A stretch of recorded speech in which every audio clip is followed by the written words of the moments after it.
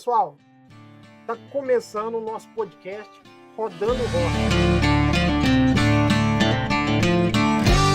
Hoje eu estou aqui com a Priscila Lori e a gente vai estar falando um pouquinho sobre plantio de café 2025-26. Enquanto isso, a gente toma um excelente café.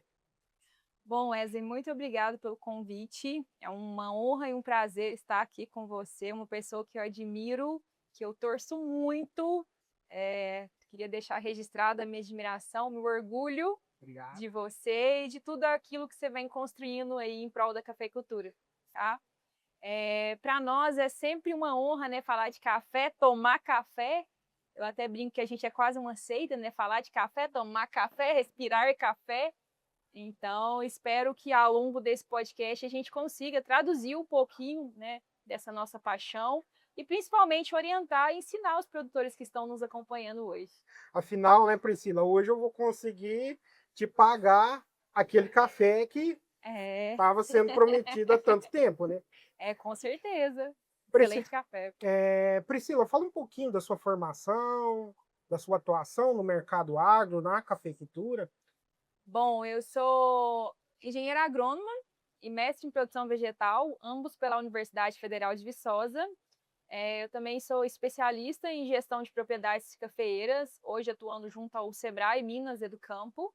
E nós temos prestado, né, assistência técnica e gerencial para os produtores de cafés, entendendo que nem sempre a decisão agronômica é a decisão econômica, então nosso principal objetivo é tomar decisões baseadas em viabilidade agronômica e também econômica do produtor, tá? Entendendo que esse viés econômico é muito importante dentro da tomada de decisão.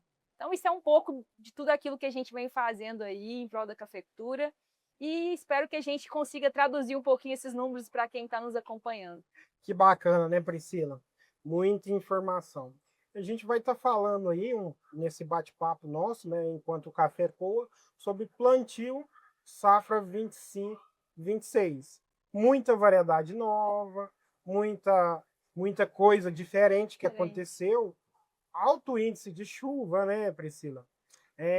Vamos começar falando aí sobre zoneamento, o que você indica, o que você fala sobre local de zoneamento correto num plantio de café? Bom, a gente sempre fala que o produtor deve levar em consideração, em primeiro lugar, o zoneamento, entendendo as áreas de aptidão agrícola, tá? Até para a escolha da variedade correta, tá? Quando a gente fala de zoneamento, a gente precisa deixar claro que, por mais que a gente tenha esse alto preço e valorização do café, e aí vem incentivando os produtores a plantarem cafés, a aumentarem a sua área produtiva, mas eles precisam levar em consideração as áreas com possibilidades de geadas, tá? O que vem acontecendo, principalmente nesses últimos anos, nessa sucessão positiva de preço de café? O produtor está plantando em áreas que muitas das vezes o zoneamento diz que são favoráveis a geadas. Nós temos que falar que nós estamos falando de um alto investimento econômico, uma cultura a longo prazo que ele tem um risco enorme de não colher esses resultados ou perder uma lavoura em função da geada. Então, respeitar o zoneamento climático, em primeiro lugar, né, ver se a área tem aptidão agrícola, principalmente pensando em microclima, qual que é o volume de chuvas daquela área, temperatura máxima, temperatura mínima, se ele vai precisar da irrigação. A gente fala que todos precisam de irrigação, mas em algumas áreas, em algumas regiões, a gente tem visto que ele é quase uma obrigatoriedade a utilização da irrigação. Eu falo que a irrigação hoje ela é como se fosse um seguro agrícola, né? Então é aquilo que vai, de fato, garantir que o produtor consiga colher esses resultados mesmo em meio a tantos desafios climáticos. Que bacana, né, Priscila? Bastante informação. Eu acho que o nosso café já começou a coar aqui, né? Esse café aqui, para quem não conhece, é um drip coffee, né? Vamos beber um pouquinho de café. Como um bom mineiro fala, molhar a palavra, né? Esse cafezinho aqui é super faturado por conta do Wesley Silva Consultoria. Ai, Priscila, que quantidade de informação, né? Como a gente está falando aí sobre os erros e acertos, eu também compartilho dessa informação sua, muitas das vezes na ânsia, né, de plantar, né, na falta de um planejamento, a cultura é instalada no local errado. Tá? Para você que está nos acompanhando, vai ter um QR Code aí na tela. Esse QR Code você vai conseguir baixar esses checklists, principais erros e acertos que você tem, né, que fazer antes de instalar uma cultura. Então aí você vai ter um checklist aí completo que vai facilitar, né, na hora de você plantar o seu café. Foi falado de zoneamento, né, irrigação, que é muito interessante. Análise de solo, fazer ou não fazer antes do plantio? Eu falo que assim como o nosso dia não começa sem um bom café, a gente não deveria começar um plantio de café sem uma boa análise de solo, né? Eu costumo dizer que não se trata só de fazer ou não fazer, é fazer uma boa amostragem, tá? Então, ela é a base para a nossa tomada de decisão. Nós sabemos que muitas áreas de cereais migraram para a cafeicultura. Isso é importante porque vai determinar principalmente o que a gente vai construir ali de bases para o solo, como que vai ser a nossa adubação. Então, além de fazer, né, que é uma obrigatoriedade, a gente precisa fazer uma boa análise de solo para que a gente consiga tomar a decisão correta, né? Pode ser o melhor laboratório do mundo, se a análise do solo for mal feita, infelizmente os resultados vão ser incoerentes. Então, Priscila, bem colocado. É, o operacional da análise de solo ele é muito importante. E uma sugestão, quando for fazer essa análise de solo, fazer de 0 a 20 e de 20 a 40, para ter uma correção mais profunda. Trazendo para a análise de solo, eu sempre gosto de fazer análises microbiológicas do solo, que são análise de nematóide, análise de fungo presente, porque ali eu já mitigo esses riscos. Aqui a gente tem um parceiro que é o Laboratório Laman. Eu sempre mando essas análises para lá e a gente faz essas análises. Todavia, né, a gente sabe que não tem raiz ainda para ser feito de nematóide, mas a gente pode ver qual cultura que foi anterior. Era café na área? Se já era café, e também tem plantas. Espontânea, né? Plantas indicativas que vai me dar ali que eu vou conseguir ter um indicativo de presença ou não, né? E quando a gente fala de planejamento, também talvez seja válido, antes de o produtor, né, criar o projeto ali de implantação, até na cultura anterior, né, fazer essa análise das plantas, mesmo sendo cereais, por exemplo, ele já consegue fazer a análise principalmente de raiz, para verificar a presença de nematóides, quais nematóides estão presentes. A gente alerta muito o produtor a importância do PCR, né, porque muitos laboratórios vão trazer meloidógeno, tá? Mas qual é? Exígua, incógnita, paranaense. Então, a gente precisa descrever muito bem essas espécies, porque nós sabemos que quando a gente vai desenhar o projeto, principalmente de implantação, eu sempre falo que se eu tiver um paranaense, a gente já sabe o cultivar que a gente vai precisar alocar.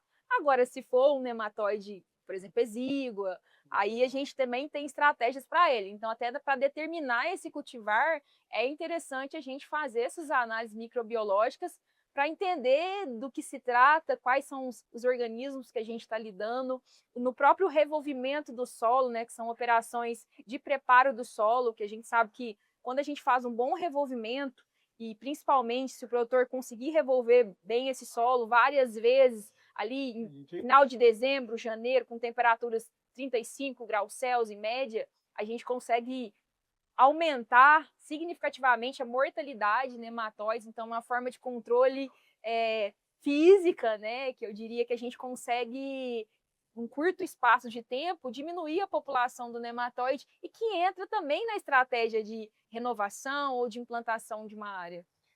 Que bacana, hein, Priscila?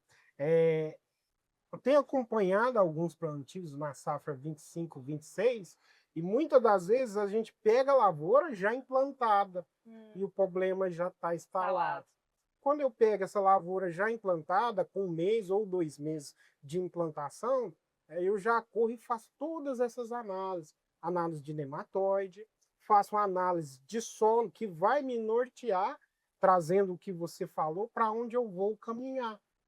Porque imagina só, se você implantou uma lavoura com uma variedade suscetível a nematóide, aí o problema, você vai conviver com o problema 10, 15 anos ali, que não tem jeito da gente voltar atrás. Eu falo que não dá para a gente entrar numa atividade, um custo de implantação tão alto, como a gente está falando de café, sem um bom acompanhamento técnico. São erros que você pode margear por toda a vida agrícola de uma lavoura. Então, por exemplo, hoje eu tenho lavouras de 10 anos que a gente ainda paga o preço de um erro no período de implantação. Então, a lavoura nunca vai conseguir entregar aquele potencial produtivo para o produtor. Tem lavoura que você olha para ela, você pode ser o melhor agrônomo do mundo, mas por falhas no processo de implantação, envolvimento do solo, escolha adequada da muda, enfim, infinitos fatores, muitas das vezes a lavoura vai trazer esse reflexo para os próximos anos. E, enfim, não dá para iniciar uma implantação hoje sem uma boa assistência técnica. Priscila, que bacana, né? Esse café nosso eu acho que vai render bastante. Você tocou num tema bastante interessante. Quando a gente já vai na área e ela está implantada, principalmente aqui na região, cresceu muito arrendamento. E às vezes é posicionado um espaçamento errado. Uma dica que eu sempre dou: espaçamento é arrendado ou não? Se for arrendamento, nas minhas consultorias tem que caber pelo menos 5.000 mudas. Por quê? Espaçamento antigo era 4.200. São 1.000 plantas a mais. Então, essas 1.000 plantas a mais, em 10 hectares, são 2 hectares a mais. Eu falo assim, que eu não tenho vergonha alguma de mudar de opinião, certo? Então, quando eu comecei, principalmente na cafeicultura, e aí a gente trazia argumentos de vários ramos, e essa opinião é muito divergente entre os consultores, eu sempre quis trabalhar com espaçamentos um pouco maiores, E aí, tive experiência, fui pegando algumas lavouras adensadas, até tive um amigo que compartilhou uma informação comigo que casa muito bem com essa informação. Ele falou comigo assim: Priscila, eu tenho uma lavoura arrendada, então eu preciso recuperar o meu capital investido mais rápido. Eu quero e eu preciso que ela tenha uma boa produtividade nas primeiras safras. E em algumas fazendas, acompanhando alguns cases de produtores, eu tenho acompanhado que o que o produtor precisa ficar atento? Que o que determina o número de plantas não é o espaçamento entre ruas. O entre ruas vai definir o operacional da fazenda, como as plantas se tocam. Então, é muito importante. E aí há uma tendência de a gente aumentar esse espaçamento entre ruas e diminuir o espaçamento entre plantas. Inclusive, os melhores espaçamentos que a gente tem acompanhado em resultados de trabalho seriam 4 por meio. Tá? Tem uma boa ventilação. Depois, o operacional, ele não toca tanto as plantas como esses espaçamentos de 3,5, que tinha muito 3,5, 3,60, Então já há uma tendência de 3,70, 3,80 entre ruas. E nesse espaçamento entre linhas, menor, a gente tem conseguido sim alçar boas produtividades. Mas vale lembrar, o custo de implantação é maior, a adubação também a gente vai gastar um pouco mais. E o produtor precisa ser um pouco mais caprichoso nesse processo de desbrota, principalmente nesses anos iniciais. Então, é um cuidado que a gente tem que ter. Outra particularidade são as cultivares mais novas, Os catucaís, por exemplo, eles têm um crescimento vegetativo muito alto. Então, em algumas situações, a gente tem percebido em lavouras jovens já tombando. Então, e aí o produtor precisa ter esse ajuste fino, muito bem, de operacional da fazenda, desbrota, condução, manejo nutricional, e principalmente, no caso do catucaí 24-137, a própria literatura diz para a gente decotar ele mais cedo para evitar esse processo de tombamento. Então, a gente precisa ainda aprender a trabalhar esses cultivares em lavouras mais adensadas. Mas temos muitos cultivares que sobretudo, se destacam em lavouras adensadas. Certo. Pessoal, a nossa região, é aqui na região do Cerrado Mineiro. Todavia, você deve estar assistindo das matas de Minas, Alta Mogiana, sul de Minas, Bahia. Então, talvez esse manejo vai ser um pouco diferente do que a gente está falando aqui hoje. Comenta como que é a sua realidade aí, se é um plantio mais adensado, menos adensado, e a gente vai à frente e volta atrás. Nesse momento agora a gente vai ter que voltar um pouquinho. Foi feita a análise de solo, e essa análise de solo vai trazer resultados. Quais resultados? Qual nutriente? Que forma aplicar? Como aplicar? Por onde você quer começar? Por calcário? Por fósforo? Qual que é o primeiro ponto que você veio falar aqui? É importante o produtor não errar. Tá, quando a gente fala dessa adubação de suco, né? Em primeiro momento, a gente pede para o produtor tentar antecipar essas operações. Alguns erros que a gente vê, às vezes o produtor também tenta fazer muito tardiamente, esse suco fica aberto, começa a chover, vaza nutrientes, você pode perder, lixiviar alguma coisa em função. Então, assim, esse ajuste no operacional da fazenda, esse planejamento é muito importante para a gente entender quando essas ações vão acontecer. A gente já tem muitos produtores que meados de agosto, maio, já está com tudo pronto, já fez o calcário, muitas das vezes alguns preferem fazer o gesso no suco de plantio, apesar que não tem obrigatoriedade, né? Gesso é muito móvel ao longo do perfil. Então ele já começa ali maio, junho, já está tudo preparado e a gente já está entrando com as adubações de suco e para a gente conseguir plantar mais cedo, incorporar muito bem essa matéria orgânica do solo, redistribuir o sistema, descompactar muito bem. Então, essa antecipação desse processo de preparo do suco é muito importante, tá? Então, cabe dentro do nosso planejamento. Em relação às estratégias de adubação, o que eu tenho visto? E aí eu sou do campo, então a gente traz muito esse viés econômico, né? Que aí, de repente, a pegada seja um pouco diferente da maioria dos consultores. Mais matéria orgânica. Quanto mais matéria orgânica, melhor, tá? A gente tem visto excelentes resultados em lavouras que ofertaram uma maior quantidade de matéria orgânica nesse suco. Tá? Então, os resultados têm sido bem positivos nesse sentido. A gente pede para o produtor tomar cuidado, por exemplo, com palha de café, que normalmente a gente coloca junto, e em solos com alto teor de potássio, por exemplo, que às vezes a gente esquece de, né, e está revolvendo o potássio dessa casca do café, é um potássio relativamente significativo, pode impactar, né, nessa primeira ano da lavoura, tá? Então a gente pede para o produtor tomar cuidado. Tem que ser um esterco, né, de boa qualidade, tá? Um esterco curtido, então avaliar os teores nutricionais desses materiais, fazer uma análise, não fica só por conta, né, do seu representante comercial, pega o nutriente, leva para o laboratório, faz uma análise, tira suas próprias conclusões. Essa importância da mistura, né, do esterco bovino com esterco de galinha, lembrando que o bovino é bom que ele dá volume, tá? O de galinha muito rico nutricionalmente também, então ele é mais concentrado. Então a incorporação desses dois materiais tem surtido bons efeitos também. Fósforo muito relativo, né? Algumas pessoas preferem trabalhar com liberação controlada, outros com fontes mais tradicionais. E o que a gente tem visto na prática de bons resultados? A mistura dos dois, tá?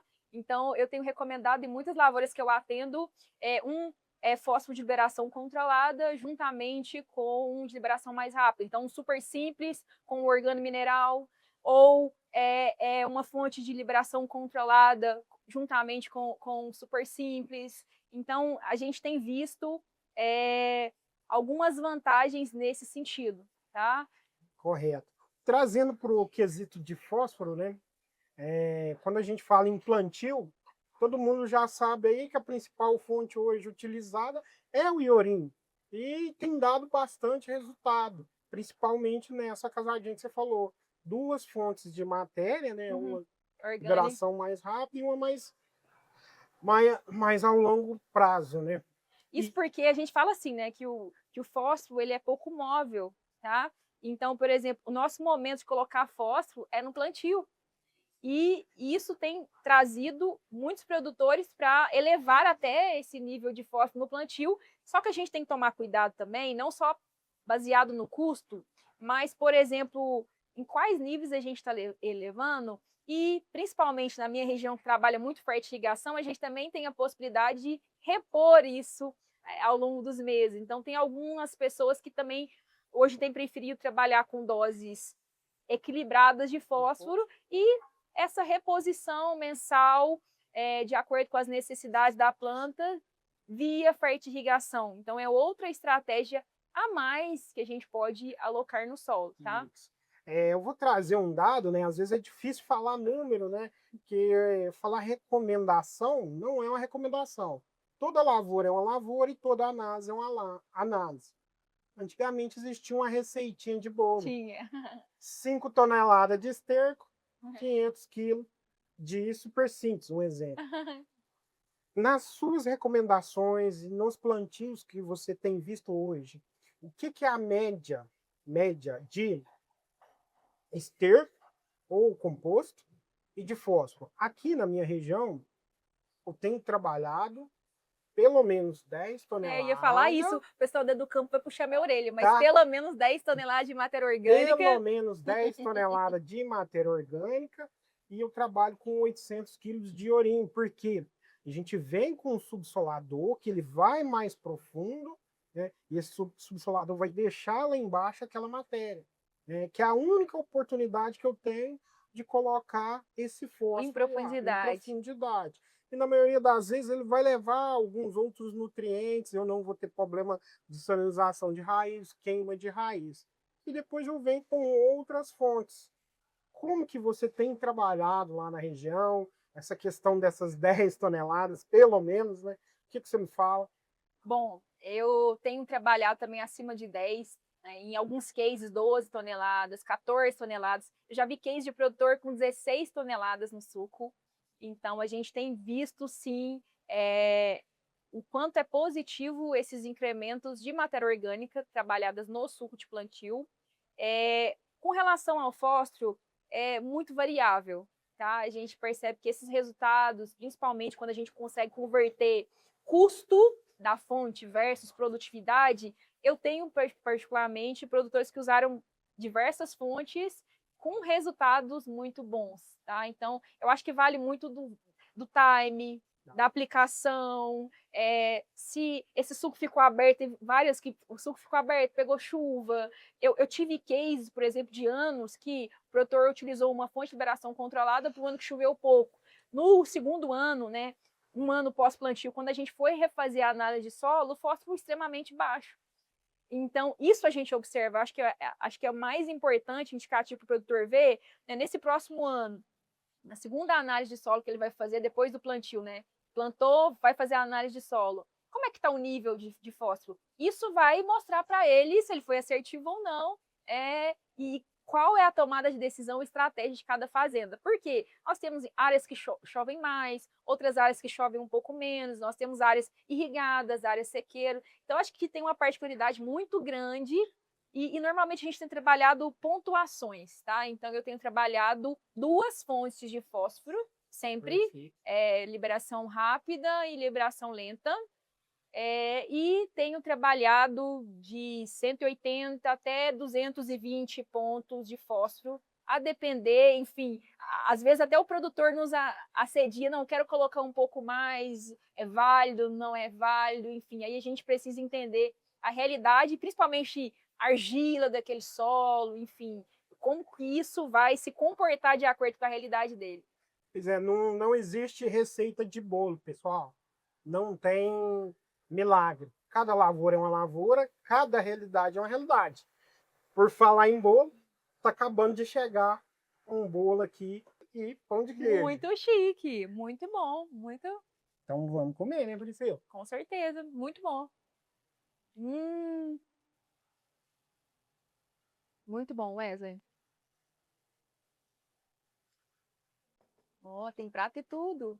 Pessoal, para você que quer conhecer, a gente está em Rio Paranaíba, aqui chama Pão de Queijaria. Vem, faz uma visita, toma um café e come o melhor pão de queijo da cidade. E é caseiro, dá para ver, ó.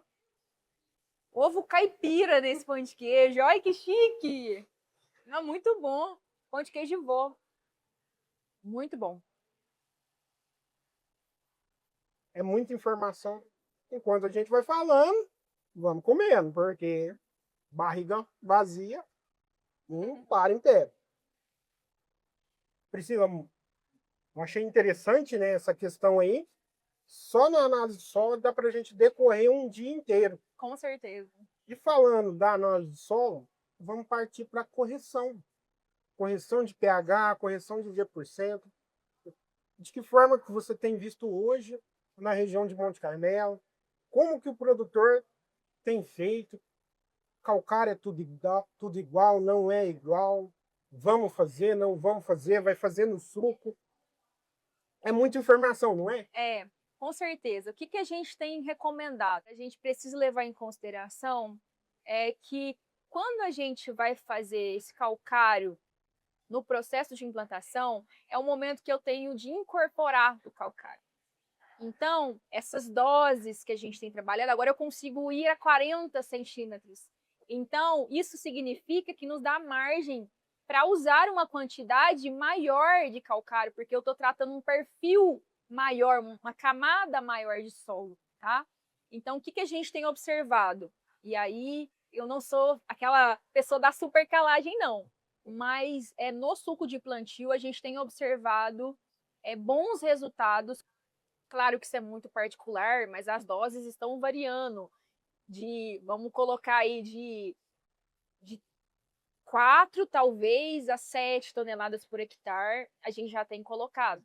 Lembrando que disso, né, a gente está tratando 40 centímetros de profundidade e não 20 centímetros, tá? Outra coisa importante, a gente tem colocado e indicado somente isso em área total, né, obviamente, e 10% no suco. Eu tive alguns produtores que colocaram 100% no suco. E aí a gente viu depois alguns sintomas, às vezes a lavoura começou a amarelar, a gente conseguiu ver assim, alguns sintomas, vou dizer assim, negativos dessa alta colocação de calcário no suco em um local muito concentrado. Tá? Então, isso a gente tem visto que essa incorporação, área total, o momento que você consegue revolver, tratar também as entrelinhas do café, enfim. Então, é importante que essa operação seja feita em área total, pelo menos na minha concepção. Tá? É um manejo total, né? Tratar a área como um todo. Trazendo para esse tocante de calcário, pelo que você falou sobre supercalagem, eu vou trazer um relato aqui da minha consultoria. Tem um produtor e aí existia uma praça de calcário. Possivelmente, né, eu sempre explico para ele, olha, aqui vai ser ao longo do tempo que a gente vai acidificar esse solo. Porque esse solo aqui está muito base, ele subiu demais porque era praça. E aí você vê aquelas plantas amarelas, porque há um antagonismo, alguns micronutrientes não são absorvidos. Com certeza. E trazendo mais ainda para calcário, o que eu sempre falo, gente, calcário não é tudo igual.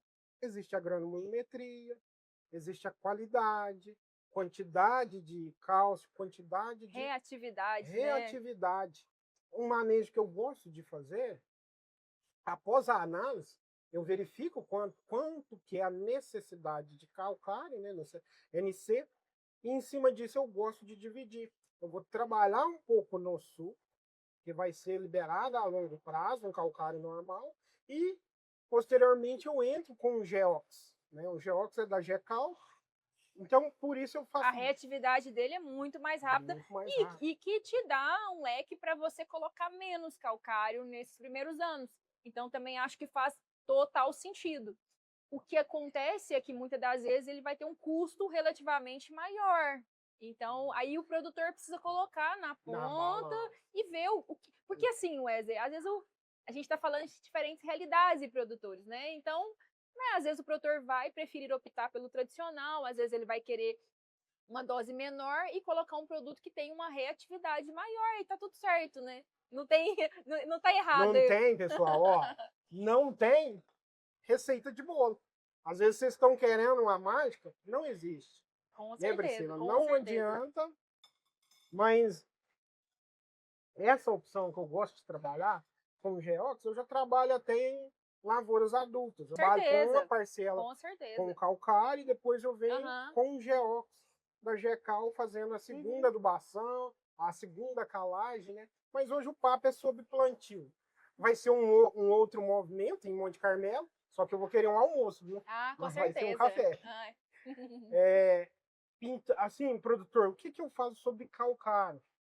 Se você está economizando no calcário, reavalie seus conceitos, porque o calcário é o base, É. é a base de tudo. E eu vou falar assim, que seria talvez um dos itens mais baratos, né, nesse processo de implantação. Eu falo que formar uma lavoura, vamos fazer bem feito, vamos fazer no capricho, utilizando as tecnologias que estão disponíveis aí para o produtor, porque não dá para errar no plantio, né? Eu falo que não dá para errar. Nós não podemos errar, é um investimento a longo prazo. Nós estamos vendo esse aumento, esse crescimento aí nas áreas de cafeicultura, e então nós, enquanto consultores, nós temos esse cuidado, essa preocupação, né, que o produtor vai conseguir recuperar aquele capital que ele investiu na lavoura. Então, assim, plantio não pode ter erro, tá? Porque esse erro, muitas das vezes, vai custar a saúde financeira daquele produtor, Tá? o sonho dele, o sonho da família, a expectativa. Então, realmente a gente precisa ter muita cautela nessa tomada de decisão. E são detalhes, Priscila, que se a gente não se atentar a isso, não conserta. Com certeza. Plantio é capricho, não é excesso, é capricho. É paciência, é planejamento, conforme a gente está falando. Novamente, cada região ela é única, cada variedade ela é única, cada propriedade ela é única. Não adianta eu querer trazer a realidade de Monte Carmelo para Rio Com Paranaíba. certeza. E aqui eu tenho um agravante maior, porque eu tô à sombra do HF. E o HF é uma alta tecnologia. Tecnologia, E aí com no certeza. HF já é normal doses de 7, 8 toneladas de calcário. Lógico que é embasado em conhecimento, correção de cálcio, magnésio, né? Na saturação do solo. Tá vendo, pessoal? Tanto que é importante as análises de solo, análise de nematóide. Quem tem sido parceiro seu nesse momento? Detalhe, no QR Code vai estar todo mundo que eu estou falando aqui. Às vezes você quer conversar, saber mais, porque aqui vai ser um bate-papo. Era para ser 15 minutos, né? Mas acredito eu que vai ser 1 hora e a gente tem conversa para um dia todo. Tem uma aula aqui com o Wesley. É uma troca de informação, né? Priscila, a gente falou aí um pouquinho, né? Sobre zoneamento, variedade, controle de nematóide, calcário, calagem, fósforo. E o que está faltando falar? Acho que a gente precisa falar da minha paixão, né? Que é irrigação. Irrigação. E aí eu vou voltar, assim, muitos passos para dizer que produtor que pretende irrigar, tá? Então, aí ele precisa voltar, peraí, ele tem energia? Primeira coisa, né? Que eu acho que é um problema É o sério. básico. Eu tenho uma fazenda esse ano, por exemplo, que 1 ano depois de implantado, que a energia chegou. Então, você imagina a dificuldade do produtor, né, trabalhar esses quesitos. Deixa eu te interromper. Eu visitei uma fazenda que o produtor tem que fazer dreno no meio, na rua, e ainda assim ele colocou irrigação. Aqui na minha região, sabe? Às vezes o pessoal fala que eu sou um pouco polêmico. E eu sempre falo, cuidado com irrigação, porque a irrigação vai quebrar os nossos produtores. Por quê? Não é que a irrigação é ruim, são esses erros básicos. Produtor, se você ainda está discutindo calcário, gesso, análise de nematóide, cuidado. Mas eu vou deixar a especialista Priscila falar desses erros de irrigação, né, que a gente acompanha no dia a dia. Bom, em primeiro lugar, é extrema cautela em relação à decisão de irrigar. Hoje a gente tem acompanhado, e aí eu vindo de um encontro técnico junto ao time do Educampo, foi observado em torno de 5 safras, a gente observou um incremento de 53 sacas de café a mais comparando as fazendas irrigadas e as fazendas sequeiro Sem irrigação. durante esse processo de implantação. Então, a pergunta é, vale a pena irrigar? Sim, vale a Sim. pena irrigar. Perfeito. Né? Ela reduz uma série de riscos, principalmente em relação a esses últimos intempéries climáticos também. O nosso seguro agrícola produz mais e vale a pena, tá? Segunda coisa, nós temos energia para isso? Aí depois, se nós temos energia, que é como se diz, um dos principais gargalos, eu tenho água. Porque é muito comum, Wesley, o produtor chega para a gente, não, mas eu tenho água. Mas aí quando você vai ver na outorga, por exemplo, já tem muito produtor captando antes, depois, então não sobra nada praticamente para a captação daquele produtor, tá? Então, qual seria a vazão disponível? Eu consigo fazer um poço artesiano? De onde vai vir essa água? Então, peraí, eu quero irrigar, mas eu tenho água disponível na fazenda? Porque às vezes o produtor quer irrigar, tem condição financeira, mas ele não tem água, então também acaba impossibilitando esse projeto. E nós temos 3 tipos de produtores hoje. Eu tenho o produtor que quer irrigar, mas não tem energia, eu tenho o produtor que quer irrigar, mas não tem água, e eu tenho o produtor que muitas das vezes cumpriu essas 2 etapas, mas errou no planejamento do projeto de irrigação, tá?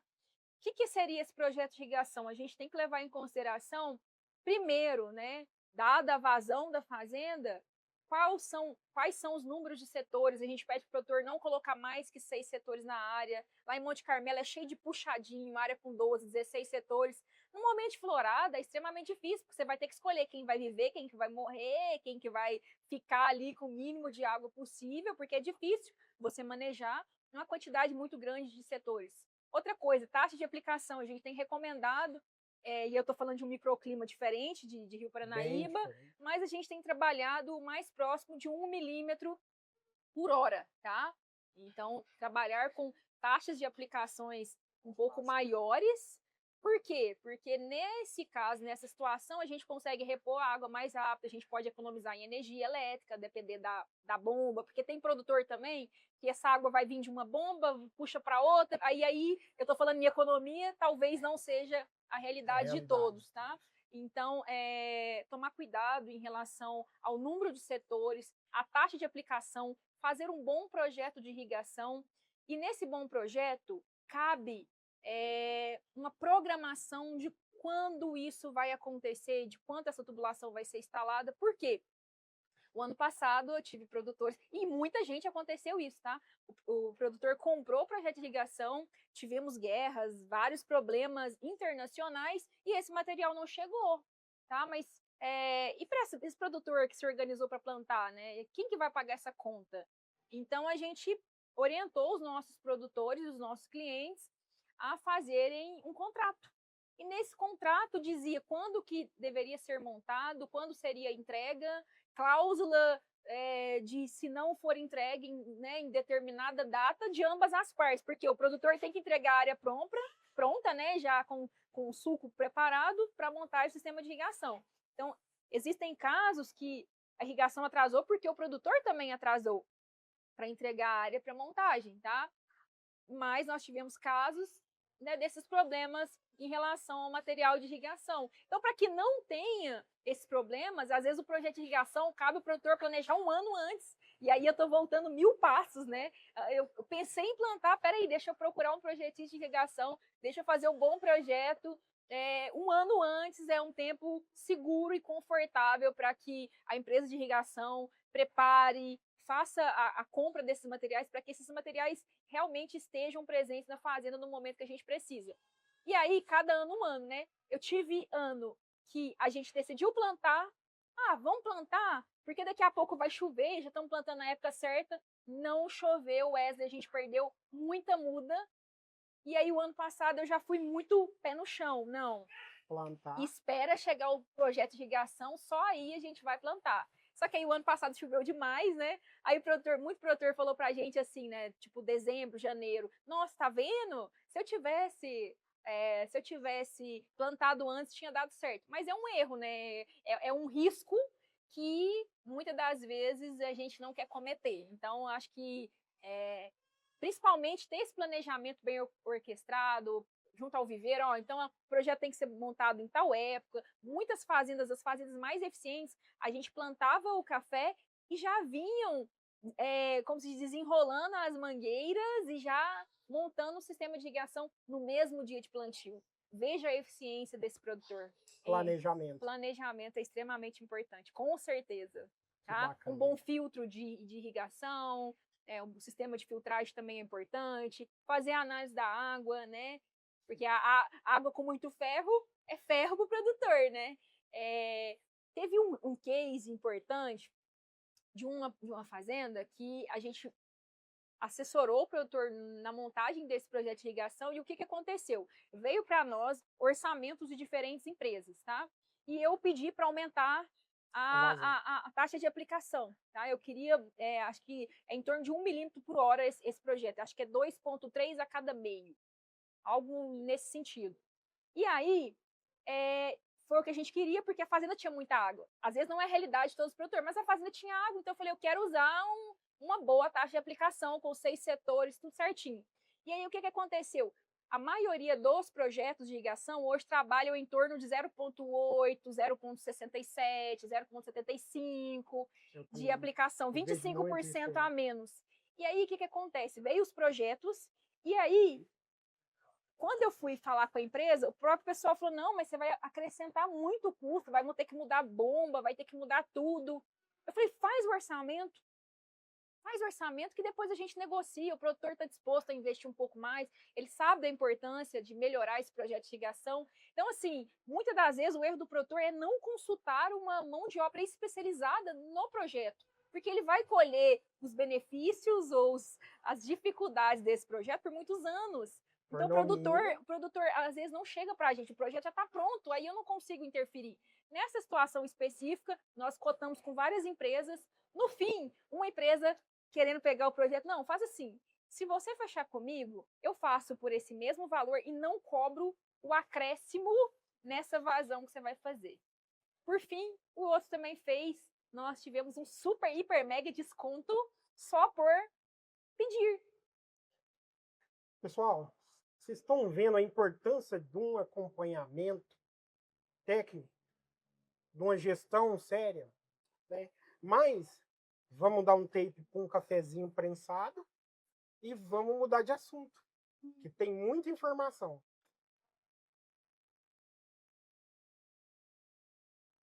Que chique! Vou patrocinar um café para você. Oh, obrigado. Esse café aqui, Priscila, é de um produtor aqui da região, tá?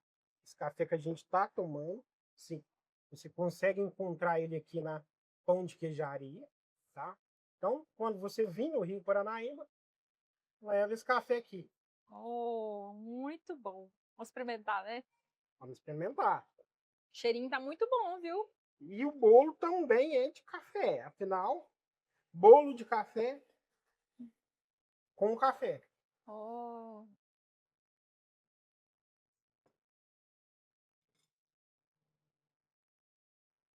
Priscila, eu quero falar um pouquinho de um manejo de praga no plantio que foi muito recorrente aqui na região. Esse manejo foi lagarta, muito problema de lagarta rosca. E um simples controle ou no sul ou antes de plantar evita-se muito problema, muita perda, porque ela tem um hábito noturno, é uma praga de difícil acesso e é um custo relativamente barato, só que tem que ser preventivo. E afinal, quando ela ataca, a muda que cai, que tomba, eu falo para o produtor, olha, eu prefiro ver agora do que ver daqui 2, 3 anos. E muitas das vezes agora a gente já está em mês 4, né? Tá caindo alguma muda, eu falo, não, vai subir um broto e a gente conduz esse broto. Do que daqui 2, 3 anos eu ver esse prejuízo. Como é que está o ataque de lagarta rosca lá em Monte Carmelo? O que você viu? A gente observa que, principalmente nas áreas próximas ali a cereais, às vezes o produtor tem um milho, uma soja ali em volta, a gente observa até uma pressão maior, tá?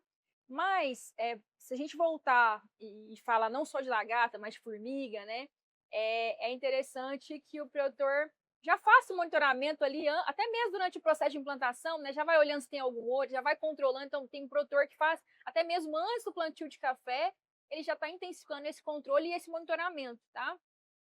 E aí, a gente não posicionou, mas dentro dessa estratégia de plantio, a gente tem recomendado também o plantio da braquiária, né, antes. Então, a gente recomenda o plantio da braquiária ali em outubro, novembro, né, se o produtor for plantar em dezembro, janeiro, né, pelo menos aí 2 a 3 meses antes do processo de plantio em si. E a gente sabe que ali, né, às vezes tem algumas lagartas que são até da própria braquiária, né, daquela planta de cobertura, tá?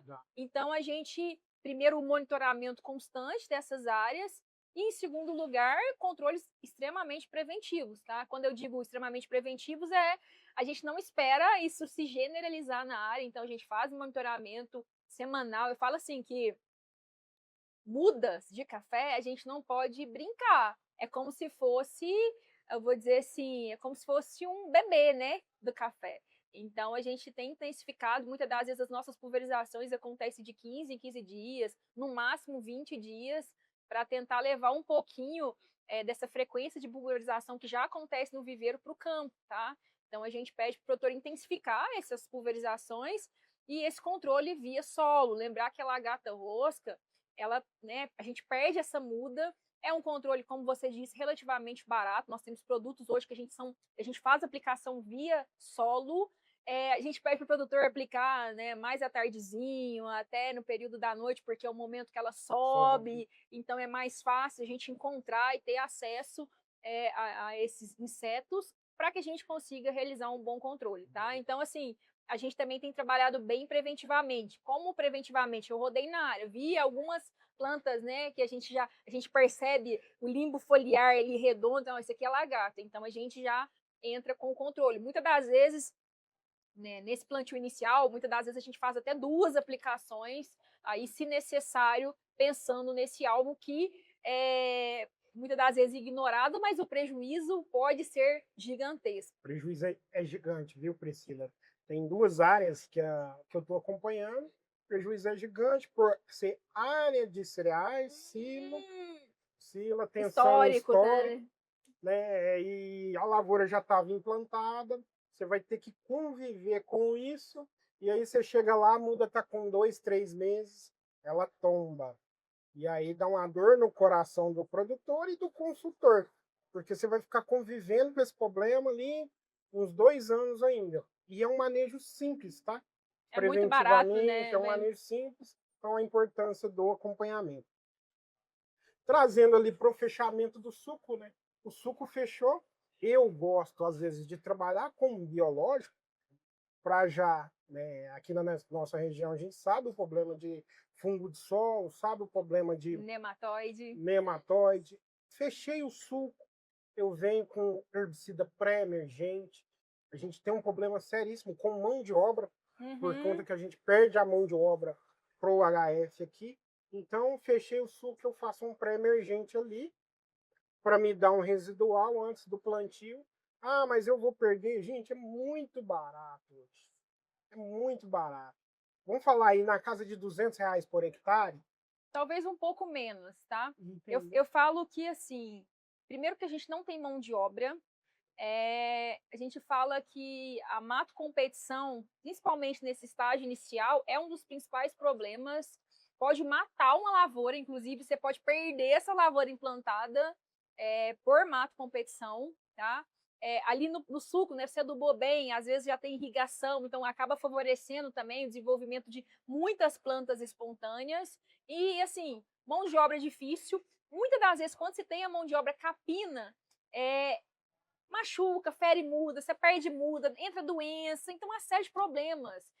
Então, assim, fica muito cara essa operação de capina manual, nós não temos operacional para fazer, e muitas das vezes ainda tem o surgimento de doenças ali, porque feriu, às vezes a mortalidade muda em função da operação. Então, assim, dentro da realidade que a gente tem hoje e com o leque de herbicidas pré-emergentes que nós temos no mercado, nós não podemos mais falar em capina manual, tá? E aí não estou falando só nas áreas mecanizáveis, não, eu estou falando em De todas, montanha. até a área de montanha mesmo. A gente tem excelentes herbicidas para fazer vou dizer assim, na pré-emergência, né? Então a gente já faz esse posicionamento desses herbicidas no suco de plantio. Então isso acaba reduzindo uma série de problemas futuros, diminuindo o custo, dor de cabeça.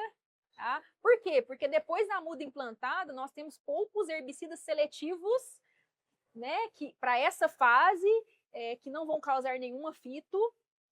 Nós temos, às vezes, as fazendas com gargalos operacionais. Então, assim, quando a gente faz o pré-emergente, a gente realmente acaba diminuindo a quantidade de espécies, de sementes que iriam germinar ali, e já fica muito mais fácil esse manejo. Então, hoje a gente tem trabalhado muito. Claro, tem muita gente que gosta do tradicional goal lá de trás, mas a gente tem trabalhado muito com falco no suco de plantio, tá? Então acho que seria o meu principal posicionamento hoje, seguindo, né? Tem muita gente utilizando o Dual Gold também, outra estratégia importante para o suco de plantio, tomar cuidado com o falco, né? Nem sei se a gente poderia falar de marca aqui, Wesley, Vamos falar. mas E aí eu vou estar explicando. Eu tive muito tempo, né? Eu tive o privilégio de trabalhar muito tempo com vários herbicidas e várias empresas. Acho que é importante ele sabe bem disso. E a gente vai explicar o que acontece com esses herbicidas. Nessa safra, nesse plantio 25, 26, as maiores ocorrências são fitos. Foi de fito. As empresas, exemplo do Falcon, ela posiciona de uma forma. Só que o produtor e às vezes até o consultor, ele não quer respeitar o tempo de carência. Um dos principais herbicidas aí do momento é o Yamato. Então eu atendi várias ocorrências do Yamato. E toda vez que você chega, ou que o consultor chega... O Yamato eu tive muito problema com tanque. Pronto. Aí o produtor fala, deu fito. Falei, cara, mas eu fiz, não dá fito. Aí você vai lá, o tanque residual de outros herbicidas, não lavou, não limpou bem esse tanque, enfim. Aí não é o problema do produto em si, sabe? Perfeito. Essa foi a principal ocorrência. Resíduo de tanque. Wesley, mas o meu tanque é de pulverização. Pessoal, um limpa-tanque é tão barato, porque terminou de fazer a pulverização, ou vai fazer com o tanque de pulverização, passa um limpa-tanque, porque vai dar resíduo. Não. E assim, Priscila, e aí a hora que você chega lá, tá feita a arte, né? Tem que achar o culpado, Tem né? que achar o culpado e muitas das vezes gera um desgaste. Mas o principal erro se chama operacional. A gente fala assim, o produtor tem um receio muito grande porque ele tem medo, né? O investimento muito alto, fica com medo de perder a muda. Então, assim, primeiro, tem uma boa consultoria técnica que realmente dá segurança no posicionamento daquele herbicida. Então, no caso do Falco, tem a questão de você respeitar dias ou volume de chuva. Então, pelo menos 25 milímetros de chuva ali pós aplicação dele. Por quê? Porque por mais que a gente fala assim, aí tem gente que fala assim, falco trava. Não, ele dá fito, é onde que ele pega, ele queima. Você fica com aquela gotinha. E aí o que acontece? Você evita, né? Porque se você plantou, você fez a aplicação dele no seco, depois choveu, essa gota pode entrar em contato com a muda e causar a fito ali, né, desse contato. Não seria o produto em si ativamente travando o metabolismo da planta. Então, eu penso assim, é muito mais um erro de posicionamento. Quem está bem assistido tecnicamente consegue fazer a utilização de muitos herbicidas e sem risco, né? Sem esse risco.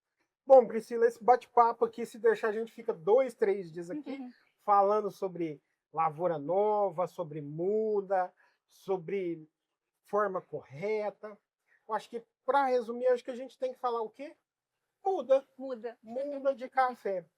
Todas as minhas consultorias que plantaram café, o que eu faço? Quando defini o que seria plantado, qual viveiro?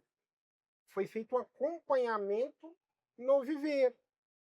Fechou o contrato, aqui na região é fechado um contrato antes, a gente vai acompanhando O viverista vai acompanhando as mudas, porque aqui o pessoal gosta de plantar a partir de novembro. Mas a gente não manda no clima. Esse ano as mudas saíram um pouco mais tarde, devido ao frio.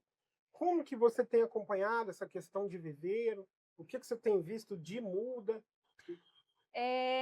Eu falo assim que para nós do campo, os produtores que estão assistindo, às vezes é mais fácil culpar o viveiro, né? Uma série de problemas que a gente tem feito, tá? Mas sim, nós temos uma sucessão de erros que podem acontecer no viveiro, tá? Então, a gente pede primeiro para o produtor escolher um viveiro de confiança, fazer um planejamento muito anterior, né? Porque o produtor que deixa para a última hora, ele vai plantar o cultivar que tiver no viveiro e não aquele que ele gostaria de plantar. Existe ainda vou dizer assim, diversas opiniões em relação a tubete, sacolinha, bandeja, agora o paper pot, enfim, acho que casa aí dentro da realidade de cada produtor. Às vezes o produtor já gosta de plantar de uma determinada forma, nós temos que atentar principalmente em relação à disseminação de nematóides, um ponto que você tocou, então a gente tem preferido por mudas de substratos, tá? Então a gente tem orientado os produtores a fazerem isso, mas a gente respeita quem ainda gostaria de seguir essa tendência da muda de saquinho, principalmente em áreas de sequeira. Às vezes o produtor fica com muito medo de não chover bem ali nos estágios iniciais, e ele acabar perdendo ou tendo uma mortalidade maior em função da seca, tá? E aí não é nada relativo à muda, mas em função da falta de chuva, que o solo consegue armazenar uma quantidade maior de água por mais tempo. E a gente tem acompanhado assim, o que, que a gente percebe? Existem diferentes tipos de germinação no viveiro, germinação direta, aqueles que germina, né, em caixas de areia e depois faz o transplantio para o tubete ou para a bandeja descartável. Isso acaba influenciando porque tem um contato das pessoas com a muda, a depender da forma que ele colocar ali, pode ocasionar algum problema radicular. Então, acho que esse é o grande gargalo. A gente percebe também o tamanho de substrato, né? Às vezes é uma bandeja maior, uma bandeja menor. O tubete, por exemplo, qual que é o cuidado? Eu tive uma fazenda que nós tivemos um problema em relação a isso. Por exemplo, estava programado para realizar o plantio início de dezembro, nós atrasamos o preparo da área, porque o ano passado demorou para chover, e o preparo atrasou, a irrigação atrasou, e a gente acabou plantando um pouco mais tarde. Como a muda estava no tubete, e aí não é bandeja, né, o tubete no chão, a raiz continua crescendo. E aí, o que, que acontece? Nós plantamos com a raiz aqui para fora do tubete. Então, a gente já começou a observar alguns problemas radiculares no campo. Foi culpa do viveiro? Não, foi culpa do nosso planejamento, da nossa organização. Por quê? Porque o tubete é mais rígido, né? E aí, a raiz vai ter uma dificuldade maior se você passar muito do tempo. Então, assim, acho que o time é muito importante. E dentro do time, a gente tem que levar em consideração o clima que não está sob o nosso controle. Então, cada ano, um ano. Tá? Então, acho que entender o que faz sentido para ele. Ó, eu vou conseguir, tá? Então, eu vou optar por uma bandeja descartável, por um saquinho. Realmente vou conseguir plantar naquela época. Para você organizar junto ao viveiro, o dia do frete também. A gente pede para o produtor tomar um cuidado muito grande também, dentro do viveiro também, para além da escolha da variedade correta, para que ele tente a entender, porque dentro do processo de produção de mudas, a gente vê uma muda verde, bonita, todo muda é igual. Quando a muda está planta, é tudo igual, né? Pronta, é tudo igual. Mas às vezes a gente não tem noção dos processos que acontecem no viveiro para culminar, principalmente com o vigor de uma muda, de boas características no campo, um bom desempenho no campo, tá? Crescimento do sistema radicular. Então, assim, existem uma série de problemas que a gente observa no campo depois, principalmente no que tange a doenças de viveiro, problemas radiculares que também podem ser de viveiros, nematóides que podem vir de viveiros, plantas, por exemplo, com falhas no processo de aclimatação. Então, às vezes, o viveiro está muito corrido, ficou pouco tempo ali no processo de aclimatação. O que significa? Que ela pode pegar um sol escaldante nos primeiros dias e ela não vai, como se diz, ela vai sentir, né, como você falou, né, os danos do sol acabam sendo muito mais agressivos sobre essas mudas. Então, falhas no processo de aclimatação, também é outro problema que a gente vê.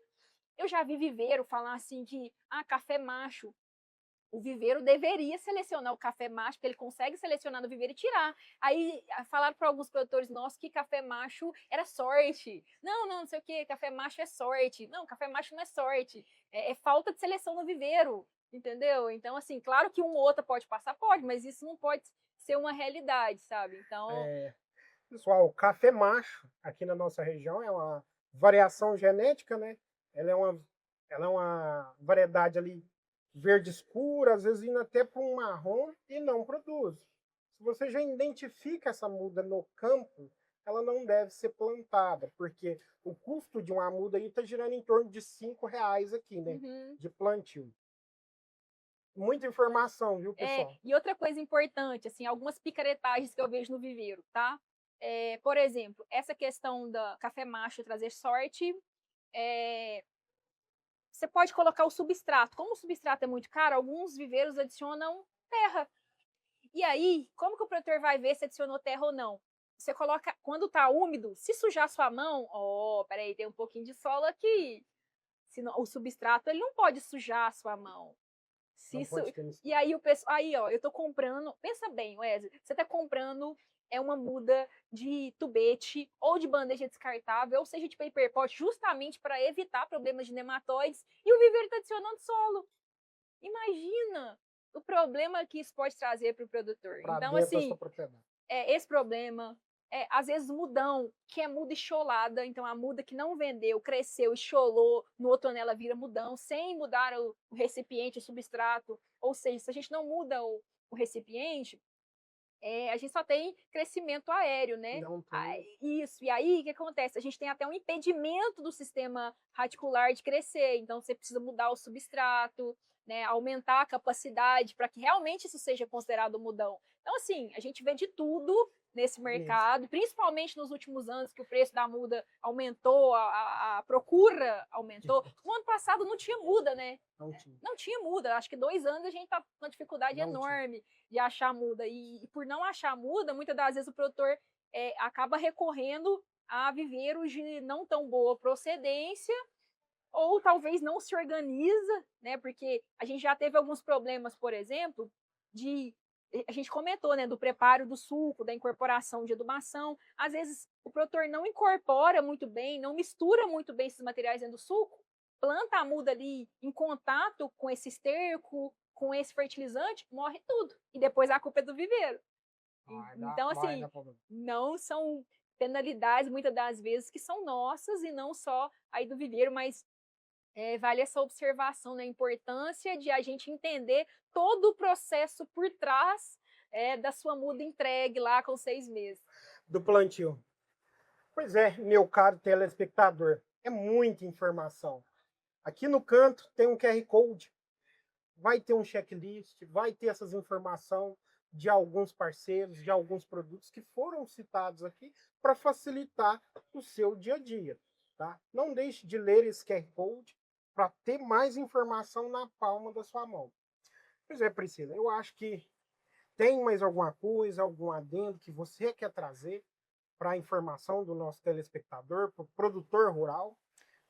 Bom, para a gente finalizar, eu acho que a gente deu um apanhado geral de, né, todo esse processo de implantação e falar também, Wesley, das novas tecnologias, né, do plantio com GPS, né, para que o produtor consiga, né, fazer o georreferenciamento da área. Isso ajuda não só no projeto de irrigação, pode reduzir custos, inclusive do projeto de irrigação, mas a gente pode melhorar o operacional da fazenda. Então, a gente pode ter um alinhamento que facilite o processo de não só de manejo, mas colheita, evite uma planta torta ali, que quando a colhedora vai passar, são, sei lá, 15 anos que essa planta vai apanhar, tá? Então, assim, cresce as novas tecnologias, não só de preparo, quanto também de plantio.